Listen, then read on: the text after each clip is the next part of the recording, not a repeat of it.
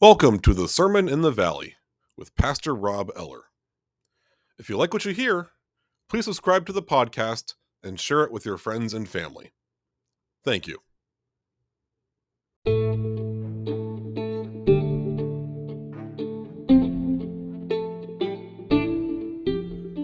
Welcome back, everyone, to the Sermon on the Plain with Pastor Rob. Today's episode is on a topic that is near and dear to the hearts of many people in my community, and I'm sure it can be applicable to many people in other communities around the world. Today we're going to be talking about our local homeless shelter and some of the difficulties they've been facing as of late in trying to do the mission and ministry that they are set out to do. But first, a reading from Scripture. The Holy Gospel according to St. Matthew, the 25th chapter. Then the king will say to those at his right hand, "Come, you that are blessed by my Father, inherit the kingdom prepared for you from the foundation of the world. For I was hungry, and you gave me food. I was thirsty, and you gave me something to drink. I was a stranger, and you welcomed me. I was naked, and you gave me clothing. I was sick, and you took care of me. I was in prison, and you visited me." Then the righteous will answer him, "Lord, when was it that we saw you hungry and gave you food, or thirsty and gave you something to drink? And when was it that we saw you a stranger and welcomed you, or naked and gave you clothing? And when was it that we saw you sick or in prison and visited you?" And the king will answer them, "Truly I tell you, just as you did it to one of the least of these who are members of my family, you did it to me."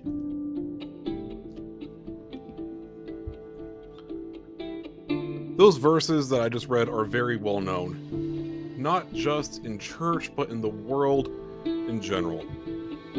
They have been used as an example of how we are to treat others, those who are hungry, those who do not have enough, those who are on the margins.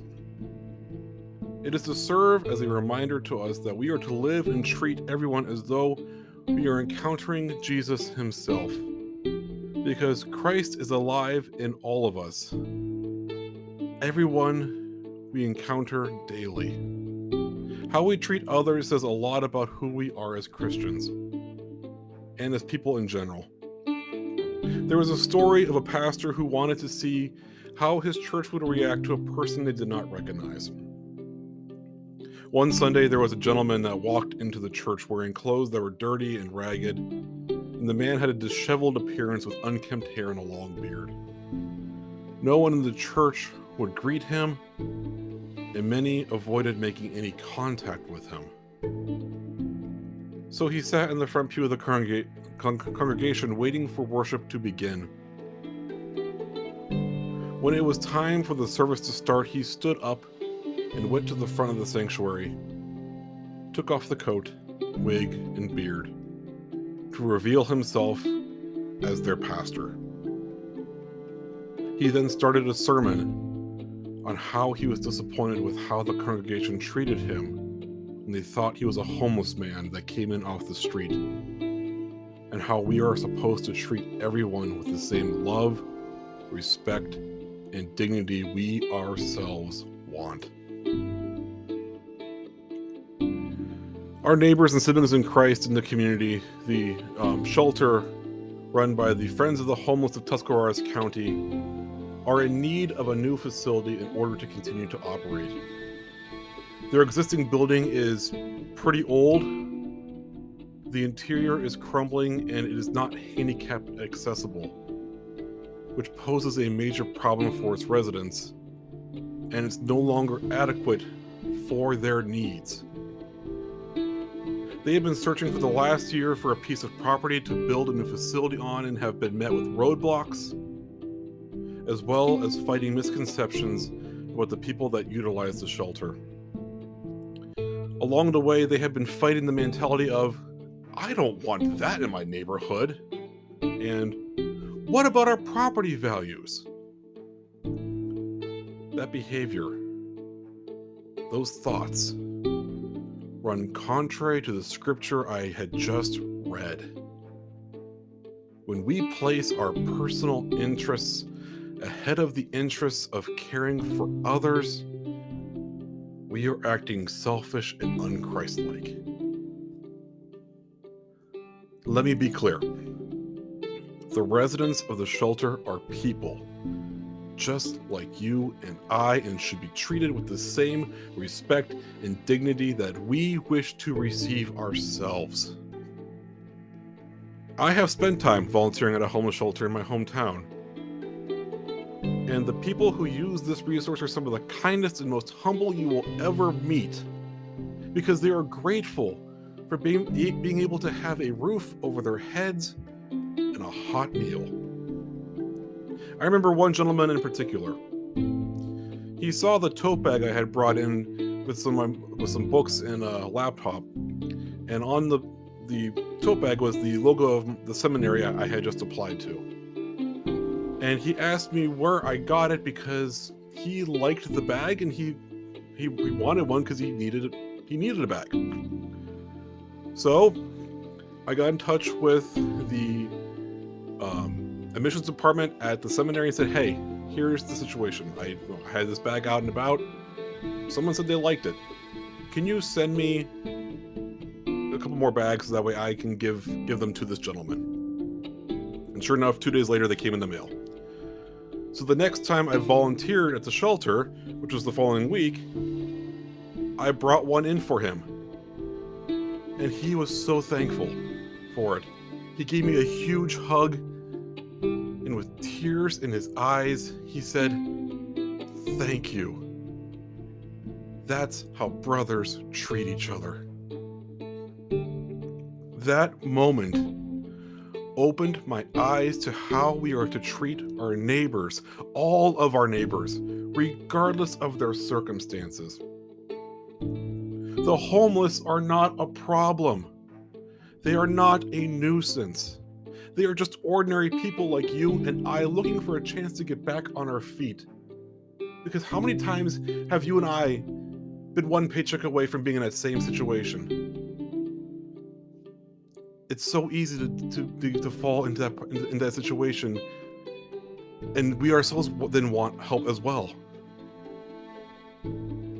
There's a favorite hymn of mine in our hymnal. We've sung it recently in my church. It's called "Christ Be Our Light." The fourth verse of it is, "Longing for shelter, many are homeless. Longing for warmth, many are cold. Make us your building, sheltering others, walls made of living stone."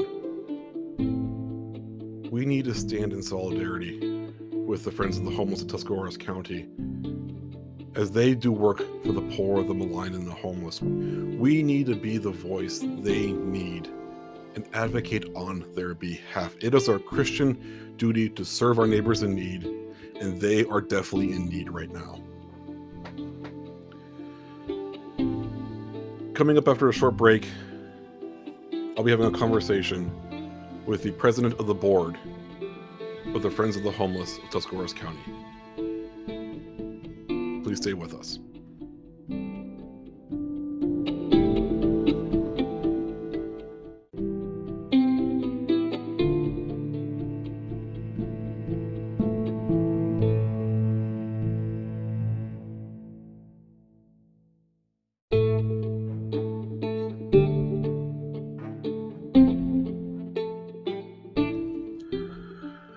Welcome back, everyone. I am joined now by Reverend Joseph Vencara, pastor of First Presbyterian Church here in New Philadelphia, as well as president of the board of the Friends of the Homeless of Tuscarawas County. Welcome, Joe, to the podcast. Thank you so much for having me. Okay, so let's start with some basic background history of the current homeless shelter. How long has it been in its current location? Well, it has been in operation in Tuscarawas County since 2005. It originally started out in a smaller house on the other edge of town. Then, because of zoning issues and also because of practicality, they wanted to have a bigger building. And one of the older members of our church back in 2005 was approached by the founder of the organization, Jack Ream, and asked if there was any way they could use the old educational building that belonged to our church.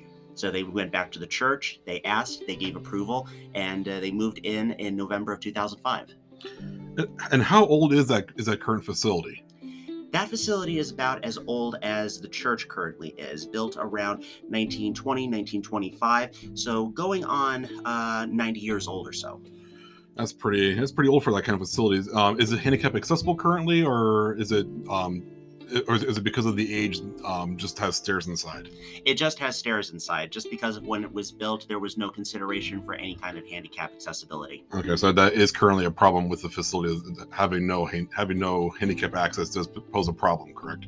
It poses a big problem because it is a 3-story building. There is no way to be able to get up to the upper levels or even to get into the actual building itself. When they moved in, they actually had to build a wooden ramp to the front door so people with mobility issues could actually get into the building. Okay, and who all does this facility serve? Like, is it just for the county? Is it beyond Tuscarawas County? Where does it serve? Well, right now, we primarily give focus to Tuscarawas County residents. In a recent study that we did of all of our cases, approximately 85% of the residents who have served have been from Tuscarawas County. Okay, because I have heard from some of the detractors of of the new facility and whatnot have said that you're busing in people from like Stark County and the Canton area, and that causes issues with like overfilling the shelter. Is there any truth to that, or is that just stories that people are trying to tell to try to basically put negative press against you? Well, as I said before, we try to give primary access to Tuscarawas County residents. Okay. We don't bus people in. We don't take other people from Stark County or otherwise, because we don't want to take away from the homeless shelters that are actually inside of Stark County. We don't want to poach their residents, poach their clientele. Every once in a while, we may have one person that may need to be brought in for extraordinary reasons, but that's always the exception, never the rule. Okay. And not to use the term success rate, but like what percentage of your residents end up back on their feet in a short amount of time and able to find more permanent housing? Well, we also work through the State of Ohio Development Office, and they have a preset goal of homeless shelters in the state of Ohio for how many people should be helped and the level that they should be brought into in order to go into affordable housing. That number is approximately 40%. In 2022, we met that goal by 41%, and in the year prior to that, we met it for 47%. Okay. So, obviously, you need a new facility. Your current building is 90 to 100 years old. It is crumbling inside. It is falling apart. What has stood in your way primarily of trying to find an area for a new facility?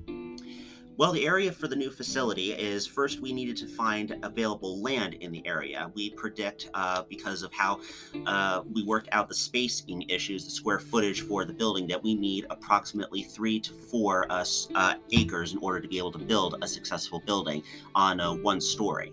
And that's what we want in order to bring down the production costs, bring down the construction costs of having to put in an elevator or anything. Number 2 has been the zoning laws in New Philadelphia, which quite honestly, they were designed and they were drafted in a time when a homeless shelter was not conceivable for the county or for the city. So we are just not listed under any kind of possibility. Okay. So if the stalling continues to happen, if you continue to not be able to find a suitable piece of land, or the zoning laws continue to stand in your way of being able to purchase and build on land, what then happens to the shelter? I mean, obviously the building is going to be expensive to maintain. It is, as I said, it is not in the best shape. Long term, if you can't find suitable land to build on, or if you're not able to purchase land to build on, what then happens? Well, if we're not able to find land, it means it stalls our ability to fundraise or be able to approach people to be able to continue to invest in the shelter program.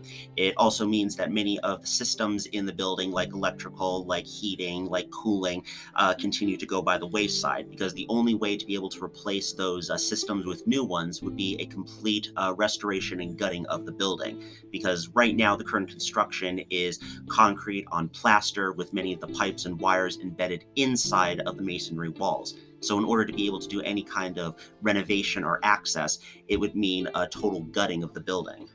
Is there a fear that if this stalling prolongs any much longer, that the shelter might have to close because of the building's condition? We are hopeful that we would be able to find alternates in order to alleviate anything like that. We are primarily interested in helping the less fortunate of Tuscarawas County, and we have a staff, we have an executive director, we have a board that is very dedicated to finding solutions to any of these problems in whatever form. It's just a matter of doing so in a way that is going to be the easiest for us and will allow the staff to do what they're supposed to do without any obstacle. Okay. And final question for you: how important is this shelter to the community as a whole? I think it is very important to the community as a whole, because it just brings to mind the people, the citizens of our county that are just less fortunate, that have been going through hard times, that have issues, they have problems, and just allows us to be more considerate of maybe the issues that are not necessarily brought to light because they're not as pretty or they're not as fun to talk about. Also, because the shelter has sort of become a nexus in the community for where all the social service agencies can interact. Because before, we had all your separate social service agencies, the right hand didn't necessarily know what the left hand was doing. And so we came in and sort of bridged the gap. So now we're kind of like that connection point, which everyone can come together in order to figure out individual needs, program needs, as well as anything else that may stand out to the community. Is there anything else about the shelter you'd like to get out to the public, so that like any kind of public awareness you want for the shelter? Anything else you want to say about any of this? Yes, I will say that the shelter has a very strong support from the people of Tuscarawas County. We have a county that is very faith based. We have a county and a people that are very devoted to the teachings of Jesus Christ, as to care for the poor, to care for the sick, to care for the elderly, and all of those who might be going through hard times. So we know that we can count on the support that we have received before from them, and know for a fact that when a new shelter is built, we want this to be a point of pride for the community, something that the community can point at, can look at, and say, we helped to do that. We have lived up to our faithful expectations, and we have demonstrated that we are a community that truly wants to welcome other people. Okay, appreciate you coming on today, Joe, to talk about this.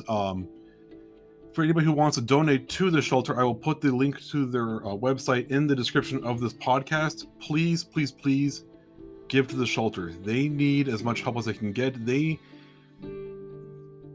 is a worthwhile cause, and they do a lot of work for this community. So I urge all of you who out there listening to please donate to the Friends of the Homeless in Tuscarawas County. This has been Pastor Rob Eller with the Sermon in the Valley. Everyone have a blessed day. Thank you.